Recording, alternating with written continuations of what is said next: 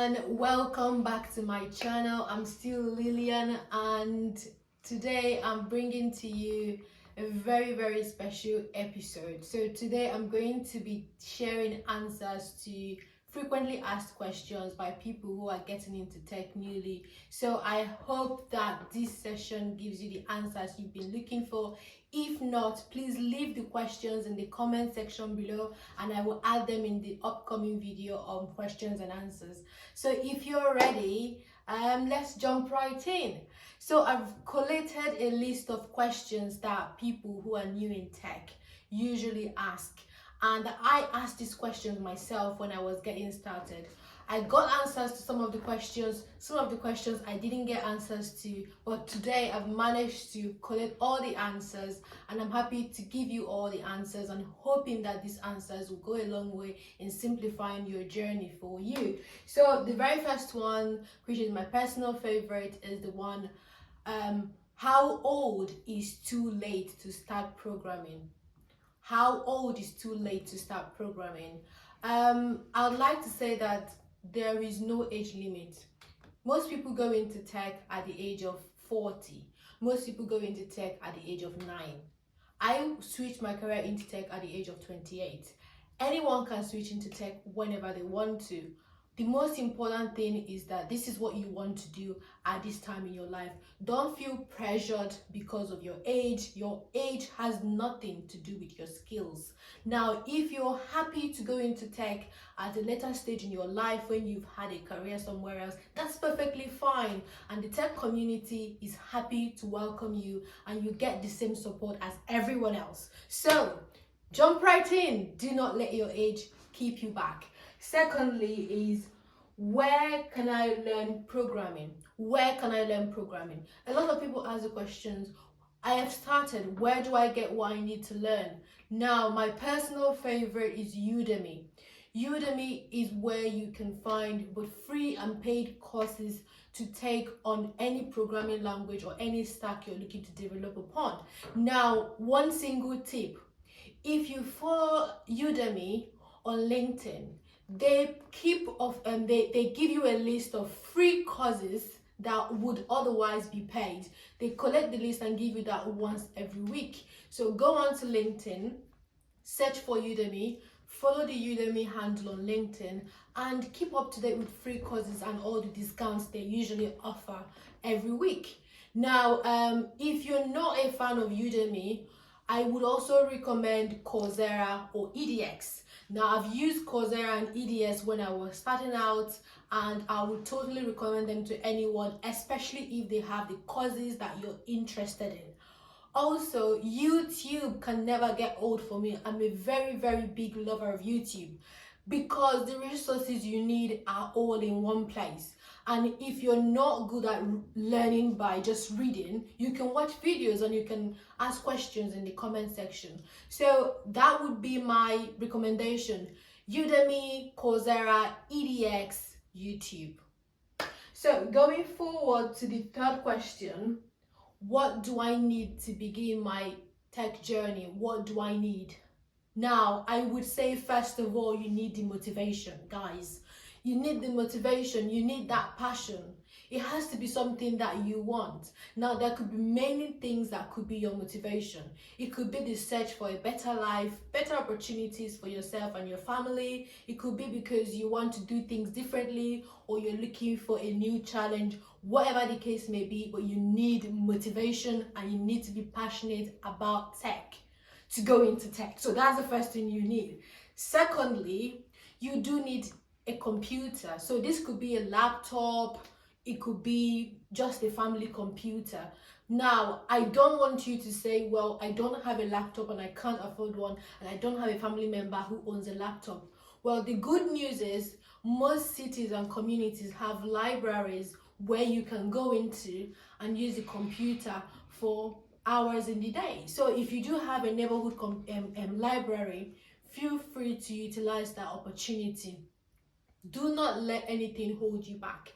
If you have a mobile phone, you can download apps such as Mimo, Mimo. I'll try to see if I can link it down in the description below. download apps like Mimo and use that on your mobile phone to keep yourself going with your learning as you're en route to anywhere, or maybe when you're at work or taking a break from work. So having said that, I'd like to say that you do need internet access. With all the videos that we're recommending, with all the resources that we're recommending, you do need internet access to be able to access some of these websites. So be sure to know that you have, some kind of access to the internet. So having said that, I would say, yeah, that's like the most part, as long as you've got the motivation, you've got the equipment, and you've got access to the internet, you're a go. Now, the next question is, how should I approach learning? How should I approach learning? The reason why people ask these questions is because there are tons of people who have gone into tech from being self-taught developers. There are also people who have gone into tech by going to boot camps. There are people who have gone into tech by paying a large sum of money to get a degree, full-time or part-time degree. All of these ways to get into tech, they're awesome. So now let me break it down.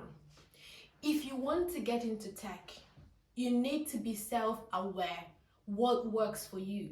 I take it you've gone to some kind of primary school, secondary school, and maybe university or not. As long as you've gone to secondary school, or you're kind of self-aware what works for you. Now, do you like a classroom setting?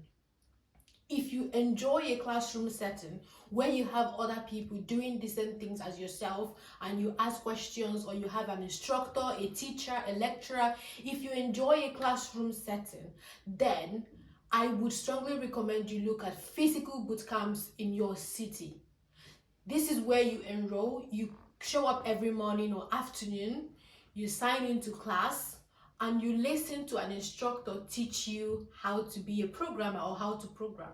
Now, if you're someone who do not want to see anyone face to face, like you really enjoy learning on your own and you have self-discipline to know when to show up and when to learn, then I would point you to the direction of self-paced learning, which is what we talk about when we say, online boot camps where you do not need to see anyone, such as courses on Udemy, and also when we point you to the direction of, looking for resources on the internet yourself. Some people perform better when they have someone telling them to do something. Some people don't like that. They perform better when they're telling themselves what to do. So if you know what works for you, that would direct you in the way to go. Also, physical boot camps can sometimes be expensive. So if you're someone who does not really have so much money right now to afford to pay for that, I would consider, looking at other forms of learning. But all in all, there are so many ways to get into tech. And if you do choose to get a certificate or go back to school to do computer science or do some kind of programming to get a certificate, that's fine. If that's what you want to do, that's perfect. Now, going to the next question, when do I start applying for a job? Now, this is a very big one for me, because you have all these people going into tech. Everyone is, getting all these skills. Everyone is getting, really nice at what they're learning. But when do you start actually making money from those skills? I would say when you have mastered about 70% of the skills that are advertised in the jobs around you. What do I mean? Now, if you see job applications advertising for jobs in front-end development, and they've listed this person needs to be good in JavaScript or some knowledge of JavaScript, HTML5, CSS3, Bootstrap, MailChimp, on all of that. How many of these skills do you have? How many do you have? You don't need to have 100%. As long as you have some of the skills that they've listed, please go ahead and apply. Because when you apply, it builds your confidence. It doesn't matter if they get back to you or not. It doesn't matter if you go to the second stage or third stage. It builds your confidence. So the more you apply, the more you get into flow with what is required of you, and the more you continue to grow. Now, having said that, the final question is, how can I fast track my tech switch? How can I fast track my tech switch? Now, some people, it takes them about 2 years to switch into tech completely, like get a job. Some people, it takes them 1 year, some people 6 months, some people 3 months. It depends on who you are and what you do. In my case, I would say it took me nearly a year to complete my switch into tech. Now, how can you make that faster? How can you make that work for you? Depending on who you are and what you do. What I mean by that is, are you currently employed? If you're currently employed, you will need to do your normal job and then learn your programming. That means that, like myself, at the time I was learning, I would do 9 to 5, then do programming at night. Now, if this is you, it's going to take you longer to finish the courses that you need to learn to acquire the skills to get a job. But if you're a student, or if you're someone who is taking a gap year, or if you're currently unemployed, it may take you shorter to finish the courses and get the skills you need to get a job in tech. But there are ultimately 3 things that I would strongly recommend that will make the journey faster for you. The first one is, become a part of a tech community, guys. Become a part of a tech community. What the community does for you is it helps you with networking. Other people put you in front of people who can help you. People ask for your CV and they put you forward. People look at your LinkedIn profile, your GitHub profile, and tell you what you're doing wrong. You need to do this way. You need to do this way. Also, it helps you learn what other people who are looking to get into tech are doing. So you have all this community of individuals doing the same thing as yourself. It boosts your confidence, reassures you that you will get there.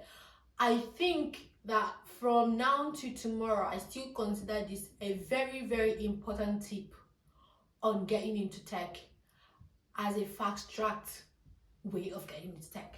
Now, another one I would say is self-paced learning.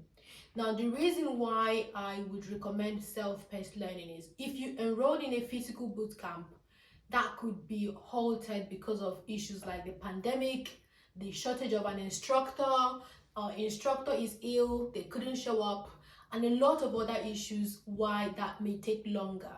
But if you're doing self-paced learning, you ultimately do that at your own time. On a Saturday, you can choose to go all day, go in all day to see what you can achieve. Now, you essentially cover so much more, and everything at your own pace. You learn when you want to learn and take a break when you want to take a break. So self-paced learning can go a long way in fast-tracking your ability to pick up the skills you need to be able to go ahead in tech. Also, I would strongly advise that you apply as you go. The reason why you need to apply for jobs as you go is because it boosts your confidence. When you read the job description, say we're looking for someone with JavaScript, Node.js, Passport.js, things like that. When you see that, you know what to learn in your self-paced study. You know what they're looking for in your area, so you know where to focus your attention. But when you're not applying to jobs, when you're not even seeing what's going on, you might go ahead and learn things such as maybe C# and all of that. But essentially, I strongly suggest that you go in, apply to jobs, build your confidence, make sure you're learning relevant skills, and make sure that you're connecting with people and letting them know where you've applied, and ultimately having an open mind, accepting help from people when they offer it, and just generally being a nice person, because you can't be looking for a job and not I'll just leave that. All right, so I promised to give a shout out to people in the comment section from my previous video who got the answers correctly to the question, to the task, where I said if people could guess where I work and if people could guess the company with this logo. There are quite a few people who got the answers correctly, and as promised, I'm going to give them a shout. So there is someone called Lawal. Thank you so much for stopping by on my channel, and thank you for taking part in the task. And I've got DGIT Solutions. Thank you so much for commenting. Thank you so much for taking part in the task. I've got Onyinye. Thank you so much, Onyinye, for being a part of my channel. Love you, love you, love you, and looking forward to your success story, y'all. The next person is Esther.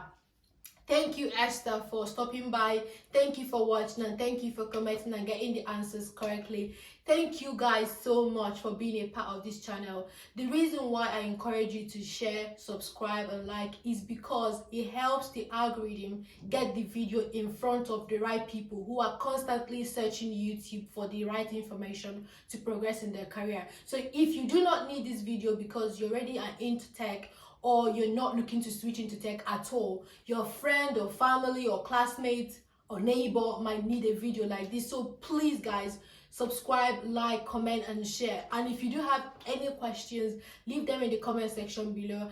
I am super pumped whenever I read your comments and answer your comments. Thank you so much for being amazing. Looking forward to seeing you in the next video. Have a lovely one, guys, and have a good week. Thank you. Bye.